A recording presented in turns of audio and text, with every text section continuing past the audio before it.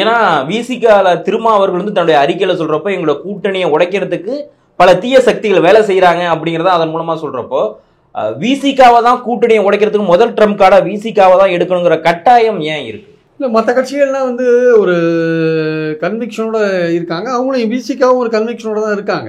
அவங்க என்ன நினைக்கிறாங்க, இந்த அதிகாரத்தில் பங்குன்ற ஒரு விஷயம் இருக்குல்ல, அதை விசிகா வந்து ஸ்ட்ராங்காக வலியுறுத்தாங்க இல்லையா. ஸோ அந்த பாலில் வந்து அந்த பாலை போட்டால் அவுட் ஆகிடுவார் விசிகா திருமாவளவன் அப்படின்னு அந்த பாலை போட்டு பார்த்தாங்க. ஸோ உங்களுக்கு வந்து விசிகாவுடைய செல்வாக்கு வந்து பட்டியலினத்தோர் மத்தியில் ஒரு ஸ்ட்ராங்காக இருக்கு. ஸோ அதனால வந்து திமுக அணிக்கு அந்த ஓட்டு வந்து ஓரளவுக்கு பெரிய அளவுக்கு உதவுறது வெற்றிக்கு. திமுக அணியை பொறுத்த மட்டுங்க பட்டியலினத்தவர் ப்ளஸ் மைனாரிட்டி 2 பேர் ஓட்டையும் சேர்த்திங்கன்னா ஒரு குறைஞ்சபட்சம் ஒரு 18-19% நீங்கள் ஆரம்பிக்கிறது அதுலேருந்து ஆரம்பிக்கிறீங்க. அப்போது அதில் அந்த ஓட் பேங்கை கட் பண்ணணுன்றது தான் அந்த ஆதவர்ஜனோட ஸ்ட்ராட்டஜி. அதனால விடுதலை சிறுத்தைகள் இருக்கிறதா முதல் கட்டமாக பார்க்குறாங்க. ஸோ பட் ஆனால் இந்த ஸ்ட்ராட்டஜி வந்து என்னன்னா இப்போ என்ன செய்யறாங்கன்னா ஆதவர்ஜினா, இப்போ விகடன், அப்புறம் வந்து தினமலர், அப்புறம் விஜய், இந்த இது எல்லாத்தையுமே வச்சு ஒட்டுமொத்தமாவே இதுதான் திமுக எதிர்க்க அந்த ஸ்ட்ராட்டஜியா அப்படிங்கிற ஒரு கேள்வி எழும்புது இல்லையா? இப்போ இதனாலே எல்லாருமே எகென்ஸ்டா திரும்பிடுவாங்களா? இப்போ இந்த நியூஸ் வர்றது மூலம், தினமலர்ல நம்ம சொல்லுவோம் அந்த குறிப்பிட்ட பேப்பர்ல நியூஸ் வர்றது மூலமாவோ, இல்லை இந்த புக் ஈவென்ட் நடத்துறதுனாலயோ, இல்லை ஆதவர்ஜினா விசிகாலும் நீக்கி திருப்பி டிஎம்கேக்கு எதிராகவோ இல்லை விசிகாவுக்கு எதிராகவோ அவர் கருத்து தெரிவிக்கிறது மூலமாகவோ டிஎம்கேக்கு எதிராகவே மக்கள் திரும்பிடுவாங்களா என்ன? அப்படிலாம் சொல்ல முடியாது சார். அது வந்து திமுகவுடைய செயல்பாடுகள்ல தான் அந்த விஷயம் இருக்கு. இப்போ வெள்ளம் வந்த உடனே சீஃப் மினிஸ்டர் போறாரு, டெப்டி சீஃப் மினிஸ்டர் போறாரு, பாக்குறாரு. அங்க வந்து 100% மக்களையும் நீங்க திருப்திப்படுத்த முடியாது. அதுல ஒரு 20% பேர் அதிருப்தியா கூட இருப்பாங்க. அதனால இவங்களால முடிஞ்ச மட்டும் வெள்ளம் வந்து ஒரு 6-7 நாள்ல நீங்க நிவாரணம் 2000 ரூபாய் எல்லாருக்கும் டிஸ்ட்ரிபியூட் பண்றீங்கன்னா இந்த கவர்மெண்ட் வேகமா செயல்படுன்னு தான் நம்ம எடுத்துக்கணும். நம்ம அது கொடுக்குற தொகை 6000 மாற்றி கொடுங்கன்னு அன்புமணி கேட்கறது வேற விஷயம். பட் 2000 கொடுக்கறதுக்கு உடனே கவர்மெண்ட் பண்ணுது அப்படின்னா வேகமாக தானே கவர்மெண்ட் வேலை செய்யுது. மத்திய அரசு அப்புறம் கொடுக்குதுன்றது வேற விஷயம். அதனால் இவங்களால முடிஞ்ச மட்டும் இவங்க ட்ரை பண்ணுறாங்க, மக்களுக்கு நிவாரணம் பண்ணுறாங்க, சட்டம் ஒழுங்கு பிரச்சனையில் முடிஞ்ச அளவுக்கு வந்து நடவடிக்கை எடுக்கிறாங்க. அதெல்லாம் வந்து விமர்சனம் பண்ணுறதுக்கு எதிர்கட்சிகளுக்கு சௌகரியமாக இருக்குது, நான் இல்லைன்னு சொல்ல வரல. ஆனால் இதையெல்லாம் மக்கள் நம்பி திமுகவுக்கு எதிராக ஓட்டு போடுவாங்களான்னா திமுகவுக்கு வந்து ஒரு சாலிடான ஓட் பேங்க் உருவாயிருக்கு. அது வந்து பெண்கள் ஓட் பேங்க். அவங்க வந்து உரிமை தொகை வாங்குற பெண்கள் ஒரு 1,15,00,000 பேர் இருக்காங்க. அந்த 1,15,00,000 பேர் உரிமை தொகை வாங்குறவங்க இப்போ வர மார்ச் மாதத்துக்கு அப்புறம் அது 1500 ரூபா மாற்ற போகிறாங்கன்னு சொல்கிறாங்க. அப்படிலாம் பண்ணும்போது இப்போ மகாராஷ்டிராவில் உரிமை தொகை கொடுத்ததுனால தான் வெற்றி பெற்றோன்னு ஷிண்டே சொல்லிட்டு இருக்காரு. அந்த மாதிரி பாராளுமன்ற தேர்தலில் இவங்க வெற்றி பெற்றதுக்கு கூட காரணம் உரிமை தொகை கூட ஒரு காரணமாக இருக்கலாம். ஸோ பெண்கள் வாக்கு வங்கி அவங்க பக்கம் போயிருக்கு, இளைஞர்கள் வாக்கு வங்கி திமுக பக்கம் போகுது. இப்போது விஜய் வந்ததுனால கொஞ்சம் டிஸ்டர்ப் ஆகலாம். குடும்பங்களில் வந்து பிரேக்ஃபாஸ்ட் போடுறதுனால அந்த குடும்பங்களோட கிராமத்தில் இருக்க எல்லாருமே வறுமை கோட்டுக்கு கீழே இருக்கிற அந்த உங்க பொதுவான பெற்றோர்கள்லாம் நம்ம குழந்தைக்கு டிஃபன் கிடைக்குது அப்படின்ற ஒரு விஷயத்தில் வந்து இந்த கவர்மெண்ட்டுக்கு ஓட்டு போடலாம். ஸோ இந்த மாதிரி பல விஷயங்கள் இருக்கிறதுனால அவங்கள ஓட் பேங்கை வந்து இன்க்ரீஸ் பண்ணி ஒரு மாதிரி செட் பண்ணி வச்சுருக்காங்க திமுக கூட்டணி. அதனால் வந்து பாயிண்ட் என்னென்னா வந்து இவங்க அதிமுக எதிர்த்தரப்பில் ஒரு வலுவான கூட்டணி அமையணும். அது வந்து சும்மா ஜஸ்ட் வந்து திமுகவுக்கு எதிராக மக்கள் வந்து இந்த மாதிரி அதிருப்தி இருக்குன்றதுனாலே திமுகவுக்கு எதிராக ஓட்டு போடுவாங்கன்னு சொல்ல முடியாது. வரப்போகிற அடுத்த 10 மாதத்துல இன்னும் திமுக கவர்மெண்ட்டுக்கு நிறைய பிரச்சனைகள்லாம் வரலாம். ஓகே, நிறைய வரும். ஒவ்வொரு நாளும் ஏதோ ஒரு சின்ன விஷயம் நடந்தால், ஒரு கோர்ட்டில் பூந்து ஒரு வக்கீலை வெட்டிட்டா சரி, ஒரு ஆஸ்பத்திரியில் பூந்து டாக்டரை வெட்டினாலும் சரி, இல்லை வேறு ஏதோ சம்பவம் நடந்தாலும் சரி, எல்லாமே கவர்மெண்ட்டை நோக்கி தானே. எல்லாமே அது மாதிரி நிறைய விஷயங்கள் நடந்து தானே இருக்கு. அதனால வந்து பல விஷயங்கள் நடக்கும். அது வந்து அரசாங்கத்துக்கு எதிராக திருப்பப்படும். ஆனா அதையும் தாண்டி திமுக வந்து ஒரு கான்பிடென்ட்டா சொல்றாங்க பாருங்க, நாங்க 200 இடம் வின் பண்ணுவோம்ட்டு. அப்போ திமுகவுடைய கட்டுமானம் வலிமையா இருக்கு, திமுகவுடைய கூட்டணி வலிமையா இருக்கு, திமுக அரசு செய்த செயல்கள் மூலமா ஓட்டு வரும் அவங்க நம்புறாங்க.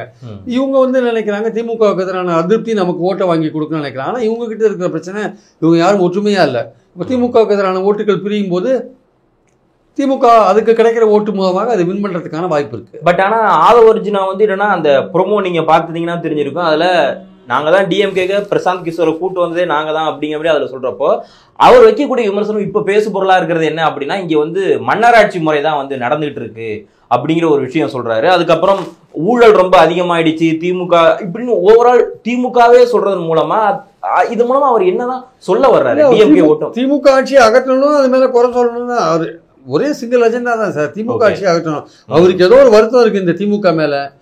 நான் ஏற்கனவே சொன்ன மாதிரி இந்த மன்னராட்சின்னு சொன்ன இந்த கட்சிக்கு தானே நீங்க வேலை செஞ்சீங்க. அவர்தான் கூட்டு வந்து நீங்க தானே வேலை செஞ்சீங்க. ஏன் வேலை செஞ்சீங்க? அப்போ துட்டு கிடைக்குதுன்னு வேலை செஞ்சீங்களா? இல்ல என்ன எதிர்பார்த்து வேலை செஞ்சீங்க? தெரியல என்ன எதிர்பார்த்து வேலை செஞ்சாரு தெரியல. அவங்க மாமனாருக்கு ஏகப்பட்ட என்ஃபோர்ஸ்மெண்ட் கேஸ் இருக்கு, அவருக்கு லாட்டரி சீட்டை விற்கணும் இந்தியா முழுக்க. உங்களுக்கு என்ன நோக்கம் இருக்கு சொல்லுங்க? பலவிதமான நோக்கத்தோடு தானே வரீங்க நீங்க. ஸோ அதனால் நம்ம எதுவும் சொல்ல முடியாது. என்ன அவருக்கு திமுக மேலே என்ன பர்சனல் கிரெட்ஜ் இருக்குது, இப்போ அவருக்கு என்ன பிரச்சனை இருக்குது அவங்க கூட நமக்கு தெரியாது. ஆனால் நீங்கள் இந்த கட்சிக்காக ஒர்க் பண்ணீங்கல்ல, இப்போ மட்டும் மன்னராட்சியில் எப்படி உங்களுக்கு திடீர்னு ஞானோதயம் வந்து உங்களுக்கு? அப்போ வர ஞானோதயம் இப்பயே வந்து உங்களுக்கு தெரியாதா? உதயநிதி தான் இந்த கட்சியோட அடுத்த தலைவராக வரப்போறாரு, உதயநிதி தான் அடுத்த சீஃப் மினிஸ்டராக வரப்போறாரு, ஸ்டாலின் அடுத்தது உங்களுக்கு தெரியாதா? நீங்கள் தான் யூக வகுப்பாளராச்சு, இது கூட தெரியாது, இந்த அடிப்படை அரிசியுடைய கூட தெரியாது, நீங்கள் இருந்திருப்பீங்க. அதெல்லாம் தெரிஞ்சுதானே மன்னராட்சிக்கு ஒர்க் பண்ணீங்க நீங்கள். அப்பெல்லாம் ஒர்க் பண்ணிட்டு இப்போ என்ன திடீர்னு இது மாதிரி பேசுறது என்ன வகையான அரசியல் இது? ஸோ உங்களுக்கு ஏதோ ஒரு அஜெண்டா இருக்கு திமுகவுக்கு எதிராக, நீங்க அதை நிறைவேற்றத்துக்கு வரீங்க. Okay, best. நான் வந்து அதை பண்ணக்கூடாதான்னு சொல்லலை, நீங்க பண்ணுங்க. ஆனால் விசிகே இந்த கட்சியில் உட்காந்துட்டு டெப்டி ஜெனரல் செக்ரட்டரி அந்த கட்சியில் இருந்துட்டு அந்த கட்சி திமுக கூட்டணியில் இருக்கும்போது அதுக்குள்ளே இருந்துட்டு நான் இதெல்லாம் செய்வேன்னா அது நடக்காது, அது நீங்கள் பண்ண முடியாது. இப்போ என்னன்னா டிஎம்கே எதிர்க்கிற யாருன்னா பாஜக இருக்காங்க, நாம் தமிழர் இருக்காங்க, அதிமுக இருக்காங்க, இப்போ தாவேகாவும் இருக்கு, இப்போ ஆதவ அர்ஜுனாவும் இருக்கு. ஒட்டுமொத்தமா இப்படி எல்லாருமே பேருக்கு பேர் திமுகவை சொல்லிக்கிட்டே இருக்கிறதுனால அவங்களுக்கு ஒரு ப்ரொமோஷன் கொடுத்த மாதிரி ஆயிடுச்சோ இந்த இது எல்லாருமே ஒட்டுமொத்தமா எதிர்க்கிறதுனால? இல்லை, நீங்க சொல்ற முதல் 4 பேர் கட்சி, ஆதவ அர்ஜுனா கட்சி கிடையாது. ஓகே, அவர் தனி மனிதராக இருக்கார். ஓகே, அவர் வந்து ஒரு வியூக வகுப்பாளராக இருக்கார், ஸ்ட்ராட்டஜி ஒர்க் பண்றார். அவர் இந்த திமுக எதிராக இருக்கிற இந்த கட்சிகளை எப்படி இணைச்சி திமுக தோக்கடிக்கலாம்னு ஒரு ஒர்க் பண்ணி பார்ப்பார். அதுக்கு நடுவில் எல்லா விதமான வேலையும் செய்வார், அது எல்லாருக்கும் தெரிஞ்ச விஷயம்தான்.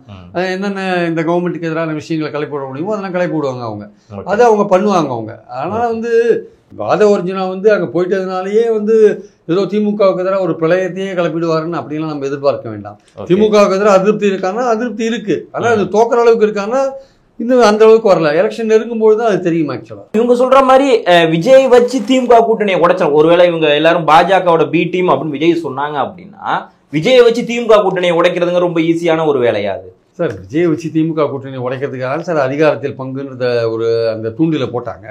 அதுலேருந்து ஒரு வெளில வந்துட்டார்ல திரும்ப. ஓகே, இப்போ அந்த உனக்கு நீங்களே 26ல் வின் பண்ண மாட்டீங்க, நீங்க இதை சொல்றதுக்கு உங்களுக்கு தகுதி இல்லைன்னு தானே திரும்ப சொன்னாரு. இதை சொல்ல வேண்டிய கட்சி திமுக அதிமுக தானே சொன்னாரு. அதனால வந்து அந்த விஷயங்கள்லாம் விடுதலை சிறுத்தைகள் ரொம்ப தெளிவா இருக்காங்க. அவங்கள பொறுத்த மட்டும் இந்த கூட்டணியில வந்து அவங்க கட்சி அப்போ அங்கீகாரம் பெற்றிருக்கு. இந்த கூட்டணியில வந்ததுனால அவங்க தொடர்ந்து வெற்றியை பார்த்துட்டு இருக்காங்க, புது தொகுதியில வெற்றி பெற்றாங்க. இந்த மாதிரி பல விஷயங்கள் இருக்கு.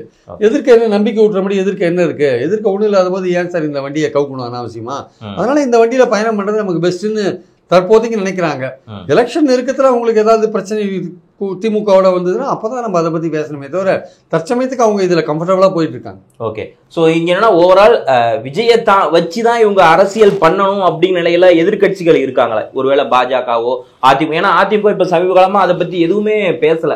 விகடனோட அந்த ரிலீஸுக்கு பிறகு விஜயை பத்தி இல்ல விஜய் ரொம்ப நல்லா தான் பண்றாரு, ஏன் அப்படின்னு செல்லூர் ராஜ் எல்லாமே ரெக்கமெண்ட் பண்ணுவாங்க. ஏன்ப்பா ஒரு சின்ன பையன் தானப்பா, கொஞ்சம் வளரட்டுமே, ஏன் டிஎம்கே காரங்க நீங்க இப்படி அவரை போட்டு அடிச்சுக்கிட்டே இருக்கீங்க அப்படின்னு கேட்கிற கேள்விகள் எல்லாமே இந்த புத்தக வெளியீடுக்கு பிறகு அப்படியே இல்லாம போயிட்டு. ஸோ விஜயை வச்சுதான் இவங்க இவ்வளவு நாள் அரசியல் பண்ணலாம்னு நினைச்சிட்டு இருந்தாங்களோ ஒரு கேடயமா பயன்படுத்தி. திமுக வந்து விஜய் வந்து முதல்ல அவங்க அட்டாக் பண்ணவே இல்லை சார். விஜய் இப்படி பேசின பிறகு அவங்க அட்டாக் பண்றாங்க. ஓகே, விஜய் அன்னைக்கு பேசினார்ல, அதுக்கப்புறம் தான் எல்லா மந்திரிகளும் எல்லாரும் பேசுறாங்க தவிர அதுக்கு முன்னாடி அவங்க அட்டாக் பண்ணல. அவங்க வந்து ரொம்ப நாள் அமைதி காத்தாங்கன்றதான் உண்மை. அதனால வந்து அவங்க அவர் பேசின பிறகுதான் அட்டாக் பண்ண ஆரம்பிச்சாங்க ஆக்சுவலா. ஓகே, இங்க விஜயை வச்சுதான் அரசியல் பண்ணணுங்கிறது அதிமுகவுக்கும் பாஜகவுக்குமான அந்த நிலை இருக்கா? ஏன்னா விகடனுடைய அந்த புக் ரிலீஸுக்கு முன்னாடி அதிமுகவோட நிறைய பேர் விஜய்க்கெல்லாம் சப்போர்ட் பண்ணாங்க, இப்ப யாருமே சப்போர்ட் பண்ணலையே. ஸோ அதனால கேட்குறேன். தாவேக்கான்றது இப்போ புதுசாக வந்திருக்க ஒரு கட்சி, ஒரு செல்வாக்கான ஒரு நடிகர் ஆரம்பிச்சிருக்க கட்சி, அதுக்கு ஒரு செல்வாக்கு இருக்குன்னு நினைக்கிறாங்க. இதுலையும் ப்ரூவ் ஆகாத ஒரு விஷயம்.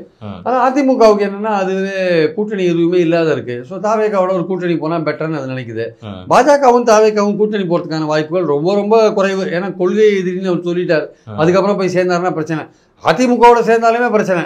என்னன்னா அதிமுக ஊழல் கட்சி அப்படின்ற ஒரு முதிரை அது மேல இருக்கு. அது விஜயோட சேர்ந்தா விஜய்க்கும் அந்த ஊழல் முதிரை சேர்ந்து விடும். இன்னும் எவ்வளவு பேசுற ஊழல் கட்சியோட சேர்ந்துருக்கேன்னு வரும்.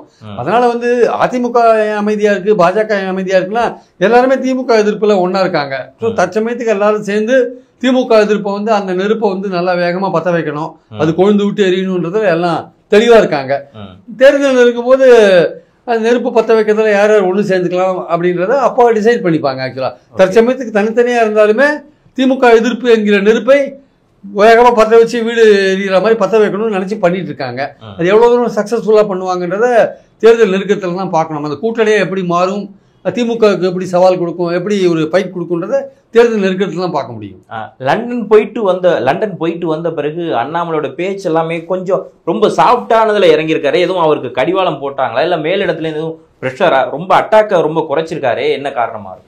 இல்லை, அவரை பொறுத்த மட்டும் அவர் திமுக அட்டாக்ன்றது அவருக்கு என்றைக்குமே இருக்கும். அதில் எந்த சேஞ்சும் கிடையாது, அதில் சேஞ்சு கிடையாது.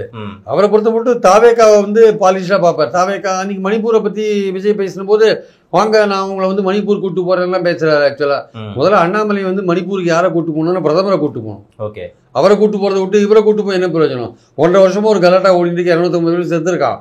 அதுக்கு பிரதமர் போக மாட்டேன்றாரு. இவருன்னு கூட்டின்னு போகிறது.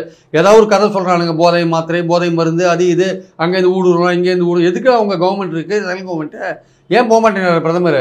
அவங்க பிரதமரை அண்ணாமலை போய் பிரதமரை கூட்டு போகணும். அதை விட்டுட்டு விஜய்க்கு அட்வைஸ் சொல்கிறார். ஸோ அதனால் பாயிண்ட் என்னன்னா, அண்ணாமலை திமுக அட்டாக்கில் தெளிவாக இருக்கார். அதிமுக பற்றியும் பேச மாட்டார். ஆமாம், அதிமுக பற்றியும் பேச மாட்டார். ஏன்னா அதிமுக கதவையும் திறந்து வச்சிருக்காங்க. இப்போ 3 மாதம் இடைக்கால கமிட்டி போட்டாங்க, அவங்க மட்டும் அதிமுக பற்றி என்ன பேசினாங்க? இவரும் பேச மாட்டார். ஏன்னா அந்த கதவையும் திறந்தா வச்சிருக்காங்க. அதிமுகவும் அந்த கதவை திறந்தா வச்சிருக்கு. அதிமுக இருக்கிற பாஜக ஆதரவாளர்களும் அந்த கதவை திறந்து தான் வச்சிருக்காங்க. இந்த பக்கம் இதை தாவேக்கா மூடினாலும் அந்த பக்கம் போறது, அவ்வளவுதான். ஏன்னா ஏதோ ஒரு கூட்டணி அமைக்கணும். அந்த கூட்டணிக்காக அதிமுக காத்துட்டு இருக்கு. அதனால அதிமுக தாவேக்காவையும் ஒன்றும் சொல்லாது, பாஜகவும் ஒன்றும் சொல்லாது. பாஜக தாவேக்காவையும் ஒன்றும் சொல்லாது, அதிமுகவும் ஒன்றும் சொல்லாது. தாவேக்கா எப்போவாவது ஒரு தடவை பாஜக பத்தி பேசும், அதிமுக பத்தி பேசாது. ஓகே, சில ஊடகங்கள்ல வரக்கூடிய செய்தி என்னவா இருக்குன்னா, ஒருவேளை அண்ணாமலை ஜனவரிக்கு பிறகு அவருடைய பதவியானது மாற்றப்படும், இந்த நாடாளுமன்ற தேர்தலில் பாஜக பெரிய அளவுல வெற்றி பெறல அப்படிங்கிறதுனால அவருடைய பதவி மாற்றப்படலாம், அதனாலதான் ரொம்ப சைலண்டா இருக்காரு அப்படின்னு சொல்றாங்களே. ஸோ அது மாதிரி நடக்க எதுவும் வாய்ப்பு இருக்குமா? இல்ல, அதாவது வரப்போற பிப்ரவரி மாசத்துக்குள்ள நேஷனல் லெவல்ல பிரசிடென்ட் மாறுற மாதிரி வாய்ப்பு இருக்கு. அப்ப மாறும்போது ரீஜனல் லெவல்ல எல்லாரையும் தலைவர்கள் மாற்றத்துக்கான வாய்ப்பு இருக்கு. தமிழ்நாட்டில் சமீபத்தில் இவர் எடப்பாடி பேசும்போது, அண்ணாமலை இப்போ நமக்கு சரியா ரெஸ்பெக்ட் கொடுக்காதனால தான் நம்ம கூட்டணியில வந்தோம்னு பேசினாங்க. அதனால ஒருவேளை பாஜக ஹைகமாண்ட் அதை கணக்கில் எடுத்துட்டு ஒருவேளை சரி நம்ம அதிமுகவோட ஒரு கூட்டணி வச்சுக்கிற மாதிரியான ஒரு வாய்ப்பு வரும்போது, நம்ம அண்ணாமலை அங்கே இருந்தால் சரியான ஒரு கார்டியல் ரிலேஷன்ஷிப் இருக்காதுன்னு நினச்சி ஒரு ஜனவரிக்கு அப்புறம் மாற்றத்துக்கான வாய்ப்புகள் கூட இருக்கலாம். Okay okay. ஸோ ஒருவேளை நீங்க சொல்ற மாதிரி அண்ணாமலை மாத்திட்டாங்க அப்படின்னா அதிமுக பாஜக கூட்டணி உறுதின்னு சொல்லிக்கலாம். தாவேக்கா கதவை மூடிட்டான்னு சொல்லிக்கலாம். அப்போ தாவேக்கா பாஜக ஒரே கூட்டணியில் இருக்க வாய்ப்பு இல்லை. சோ பழையபடி வந்துட்டாங்கன்னா அதிமுக பாஜக பாமக தேமுதிக வந்துடும் அதுல. ஓகே, இந்த கூட்டணி வந்துட்டாங்க அப்படின்னா ரொம்ப டஃப் கொடுப்பாங்களா? இந்த கூட்டணியோட தினகரன் இருப்பார்ல, ஆமா, ஓபிஎஸ் இருப்பார்ல, இந்த கூட்டணி டஃப் கொடுக்கும். ஏன்னா அது 21 தேர்தலில் 75 இடங்கள் வாங்கிட்டு இல்ல, தேமுதிக அதுல இல்ல. அப்ப ஆக்சுவலா 75 இடங்கள். அப்ப தினகரனும் இல்ல. தினகரன் தேமுதிக எல்லாம் சேர்ந்தாங்கன்னா நிச்சயமா திமுக டஃப் கொடுக்குற சீமானியும் விஜயும் ஓரங்கற்ற ஒரு கூட்டணி அது மாறிடும். பட் ஆனா என்னதான் திருமாவளவன் தன்னுடைய அறிக்கையில சொல்லியிருந்தாலும் இப்ப வரைக்குமே திமுக கூட்டணியை உடைக்கிறதுல அந்த எதிரணிகள் தோல்விதான் தழுவுறாங்க. இதுவரையும் இன்னைக்கு வரையும் தோல்வியை தழுவிருக்காங்க சார். அந்த முயற்சியை விடாம பண்ணிட்டு இருப்பாங்க. மரம் சும்மா இருந்தா கூட காற்று சும்மா இருக்காது இல்ல. அது மாதிரிதான் அது. அவங்க வேலையை செஞ்சுட்டே தான் இருப்பாங்க. சோ அதனால நம்ம 2026 தேர்தல் திமுக கூட்டணியில ஒரு பிரச்சனை வரணுன்றதுக்காக தொடர்ந்து ஆதரவு ஒர்க் பண்ணிட்டே தான் இருப்பார். ஓகே, அதுல சந்தேகமே வேண்டாம். ஓகே, அவரோட சேர்ந்து வேற சில டீம் கூட பண்ணுவாங்க. சோ பயங்கரமான நெருக்கடிகள் திமுக இருக்கு இனி வரக்கூடிய காலகட்டத்துல. சோ ஆதவர்ஜுனா கூட வெட்ட வெளிச்சமாவே மக்களுக்கு எல்லாருக்குமே தெரிய ஆரம்பிச்சுன்னு சொல்லலாம். இந்த நேரத்தில் இணைந்து உங்களுடைய கருத்துக்களை வழங்கி மிக்க நன்றி சார். Thank you sir.